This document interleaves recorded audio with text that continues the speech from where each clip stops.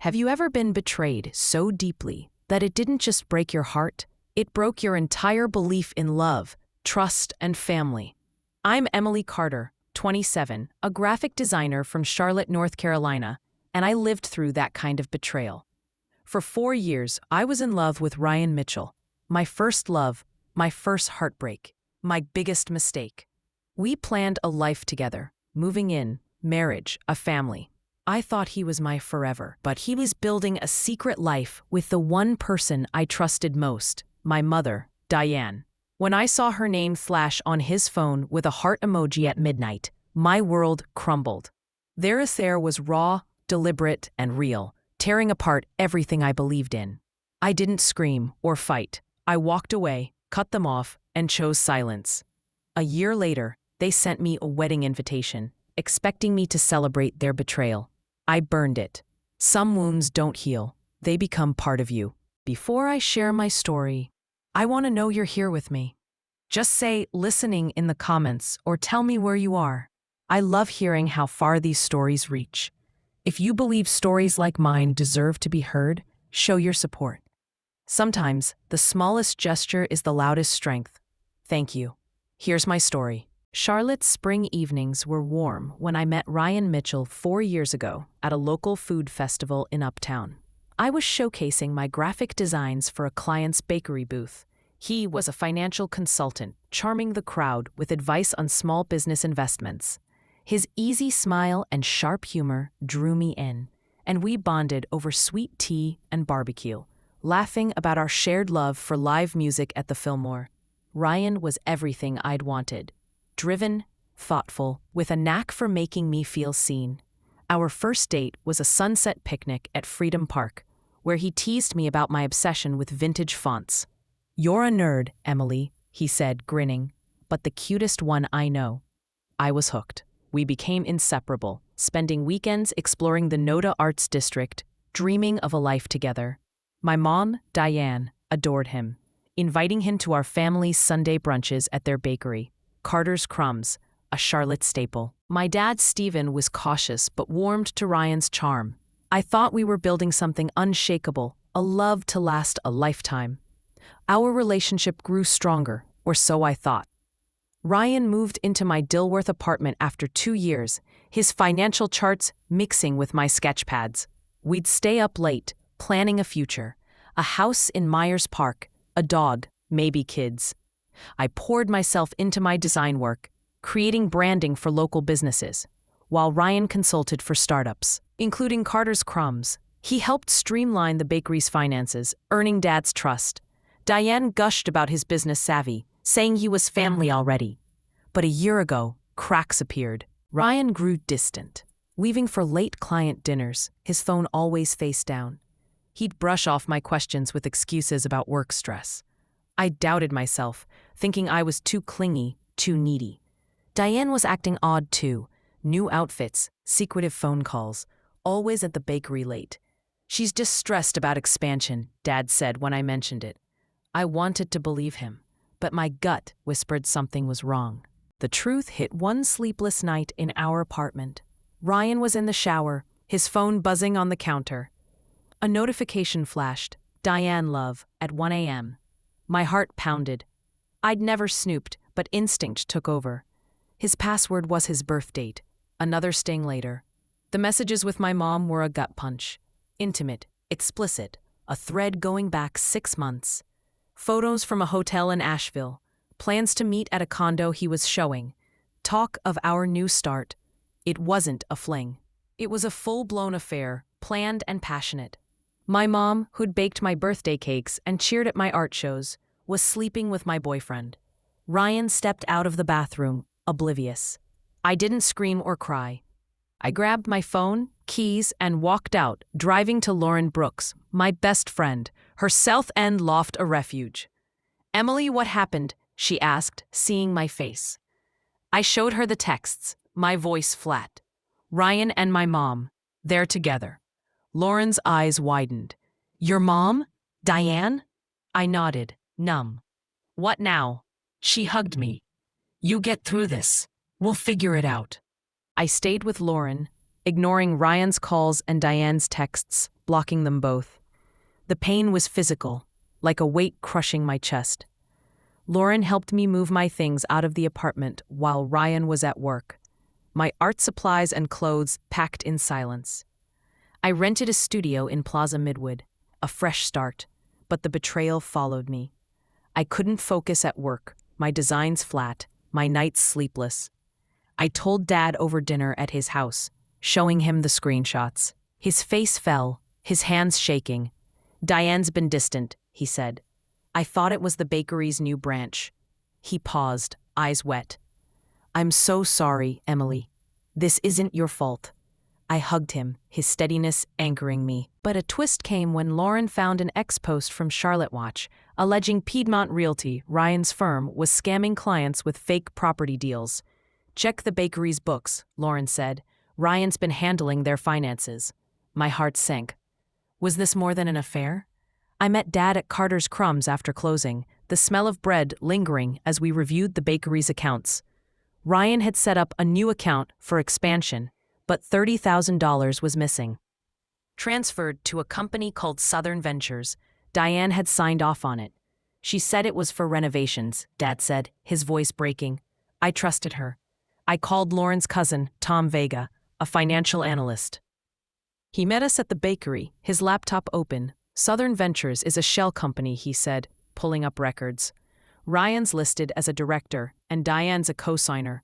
They're using bakery funds to buy properties under fake names. My stomach twisted. They weren't just cheating. They were stealing from our family business. Tom found a paper trail. $10,000 from my trust fund, meant for my future, funneled into Southern Ventures. "This is fraud," Tom said. "We need more evidence." A new lead emerged. A former Piedmont colleague, Jenna Lee, had quit after suspecting Ryan's deals. I emailed her, begging for help. She replied, "Meet me tomorrow, I have proof." Jenna met me at a coffee shop in Noda, her hands nervous around a USB drive. Ryan and Diane were working together, she said. They pitched fake investment properties to bakery suppliers, using Carter's Crumbs as collateral. I saved emails. The emails showed Ryan and Diane planning to divert profits to a personal account, with Diane promising Ryan a cut of the family's legacy. A chilling detail emerged. Diane had mentioned a past debt to Ryan, something about making things right. What debt? I forwarded the emails to Tom, my mind racing. This wasn't just betrayal, it was a calculated heist, and my mom was at the heart of it. The Charlotte summer heat pressed against my studio apartment in Plaza Midwood, the hum of my laptop, the only sound as I pored over the emails Jenna Lee had given me. My boyfriend of 4 years, Ryan Mitchell, and my mother, Diane Carter, had shattered my world with their affair, uncovered through intimate texts on his phone. But the betrayal cut deeper. They'd stolen $30,000 from our family bakery, Carter's Crumbs, and $10,000 from my trust fund, funneling it into a shell company, Southern Ventures, to fund fake real estate deals at Ryan's firm, Piedmont Realty. Jenna's emails showed them plotting to profit from the bakery's suppliers, with Diane mentioning a mysterious past debt to Ryan, a phrase that chilled me. My dad, Stephen, was heartbroken, realizing Diane had lied about renovations to cover their scam. With help from my best friend Lauren Brooks and her cousin Tom Vega, a financial analyst, I was building a case, but the truth felt like a maze. Ryan and Diane thought they'd broken me, but I was done being their victim. I opened Tom's latest report, tracing Southern Ventures transactions, and braced for what came next. Tom met me at a brewery in Noda, his tablet showing new Southern Ventures records. They've moved $50,000 total, he said, highlighting transfers to a personal account in Diane's name. Half came from the bakery, half from your trust. They're planning to buy a condo in Wilmington. My stomach twisted. They weren't just stealing. They were building a new life with my family's money. What's this past debt Diane mentioned? I asked. Tom frowned. I found a 10-year-old loan document. Diane borrowed $15,000 from a Ryan Mitchell Sr., no relation to your Ryan. But it's odd. Maybe a mix-up? I shook my head. Diane said she was making things right with Ryan. It's personal. Tom suggested hiring a private investigator to dig into Diane's past. I agreed, contacting Lisa Tran, a PI Lauren recommended. Lisa met us at Tom's office, her notepad ready. I'll trace Diane's financial history and Ryan's background, she said. If there's a connection, I'll find it. I confronted Dad at Carter's Crumbs after closing, the smell of pastries lingering as we sat in his office. Did Mom ever mention a loan or someone named Mitchell? I asked, showing him the email about the past debt. Dad's face tightened. Years ago, before we married, Diane said she owed money to an old friend for helping her through a tough time. She paid it off, or so I thought. His voice broke. I didn't know she was lying to us both. I hugged him, his pain mirroring mine. We'll fix this, I said, but doubt gnawed at me. Lisa called the next day with a lead. Diane took out a loan in the 90s from a man named Michael Mitchell, a real estate broker in Asheville. He's Ryan's father. My heart raced. So Ryan's dad helped Diane and now she's repaying Ryan with our money? Lisa paused. It's deeper. Michael and Diane had an affair back then. Ryan found out last year and used it to manipulate her. The twist hit hard. Ryan wasn't just a cheater. He was settling a family score. I met Jenna Lee again at a park in Dilworth, her eyes darting nervously. I've got more, she said, handing me another USB. Piedmont's working with a city official, Councilman Greg Turner, who fast-tracked their permits for kickbacks. Diane met him at a fundraiser Ryan set up. The USB contained audio recordings of Ryan and Turner discussing off-the-books payments to secure Southern Ventures deals. I taped them in the office, Jenna said, but I'm scared. Ryan threatened me when I quit. I squeezed her hand. You're brave, Jenna. We'll protect you. I forwarded the files to Lisa, who confirmed Turner's involvement. He's dirty, she said. The DA's already watching him for corruption. Your evidence could crack this open. But a new danger emerged, an anonymous text to my phone. Stop digging, or you'll regret it. I showed Lauren, her face pale. This is Ryan, she said. He knows you're onto him. I confronted Diane at her house, the one she shared with Dad, now tense with their separation. She looked worn, her yoga teacher facade gone. Emily, she said, her voice shaky, I didn't mean to hurt you. I held up the loan document and audio files. You had an affair with Ryan's dad, then slept with Ryan to pay some twisted debt? You stole from the bakery, from me. Her eyes filled with tears. Ryan found me last year, said his dad told him about us. He was angry, said I owed him. I fell for his charm, thought I could fix the past. I stepped back, disgusted. You chose him over your family. She sobbed. He's blackmailing me, Emily. He has photos, says he'll ruin me. I shook my head. You ruined us, Mom. I left, her cries echoing, knowing she'd face the consequences alone. Lisa's investigation deepened, uncovering Ryan's pattern. He's done this before, she said, meeting me at a cafe in Southend. In Wilmington, he seduced a business owner's wife to access their accounts, then disappeared. He's a predator. She'd also traced Michael Mitchell, Ryan's father, who'd died 2 years ago, leaving Ryan a ledger of debts owed to him, including Diane's. Ryan targeted you to get to her, Lisa said. The affair was a bonus. My heart sank. I'd been a pawn in his revenge. Lisa had a whistleblower at Piedmont, a manager named Chris Patel, ready to testify about fake sales. I met Chris at a quiet bar in Uptown, his voice low. Ryan and Diane doctored contracts to inflate lot prices, he said, handing me spreadsheets. Turner got 10% of each deal. I kept copies. I thanked him, forwarding the files to Tom and Lisa. But the anonymous texts escalated. You're out of time, Emily. I told Dad, who insisted on hiring security. They won't touch you, he said, his voice firm. The emotional toll was crushing. I met Lauren at a rooftop bar in Charlotte, the city lights blurring through my tears. Ryan didn't love me, I said. He used me to hurt Mom and she let him. Lauren hugged me. You're not their mistake, Emily. You're their reckoning. I nodded, but the pain lingered. Memories of Ryan's laugh now poison. Dad called, his tone urgent. Lisa's meeting with the DA tomorrow. They want your evidence. I agreed to hand over the USBs, but a final twist came. An ex-post from Charlotte Watch leaked Piedmont's fake deals, naming Ryan and Diane. Comments raged. Scammers. Where's my investment? I screenshotted it, sending it to Lisa. The net was closing, but Ryan and Diane were desperate, and I knew they'd strike back before going down. The Charlotte autumn was crisp, the leaves falling like fragments of my old life as I sat in my Plaza Midwood studio, staring at the evidence piling up against Ryan Mitchell and my mother, Diane Carter.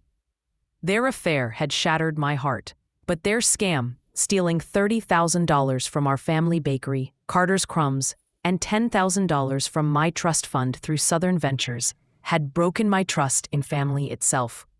With help from my best friend, Lauren Brooks, her cousin Tom Vega, and PI Lisa Tran, I'd uncovered Ryan's motive: revenge for a past affair between Diane and his father, Michael Mitchell, using me to access our family's money. Emails, audio recordings, and spreadsheets from Piedmont Realty's whistleblower, Jenna Lee, exposed their fraud, tied to Councilman Greg Turner's corrupt permits. Anonymous threats, stop digging or you'll regret it, had escalated, but I wasn't backing down. Lisa had delivered our evidence to the Charlotte DA, and an ex-post from Charlotte Watch had sparked public outrage, naming Ryan and Diane. As I prepared for the fallout, a new weight landed. A wedding invitation from Ryan and Diane slipped under my door, expecting me to celebrate their betrayal. I held it, my hands steady, and knew this was the endgame. I met Lisa at a coffee shop in Uptown, the city's skyline sharp against the morning sky. The DA's moving fast, she said, her eyes intense. Your evidence, Jenna's emails, Chris Patel's spreadsheets, my recordings, ties Ryan, Diane, and Turner to fraud and money laundering. They're raiding Piedmont Realty today. My pulse quickened. What about the threats? Lisa frowned. Likely Ryan, covering his tracks. We've got security watching you.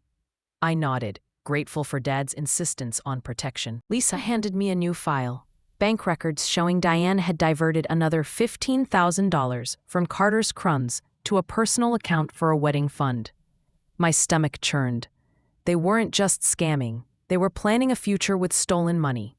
A twist came when Lisa revealed a whistleblower's tip. Turner had pressured Piedmont to fund his re-election campaign, threatening to expose their deals unless they paid. He's the key, Lisa said, if we get him. Ryan and Diane collapse. I drove to Carter's Crumbs, where Dad was rebuilding the bakery's finances with Tom's help. The smell of fresh bread grounded me as I showed him the invitation. His face hardened. They're shameless, he said, tossing it aside. Lisa says Diane might cut a deal with the DA. Dad nodded, his eyes tired.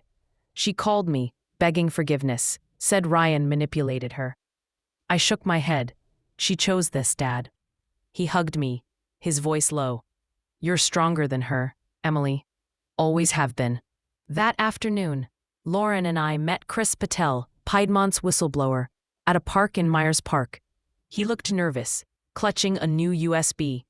I found more, Ryan's emails with Turner, planning to frame a junior agent for the fraud if it went south.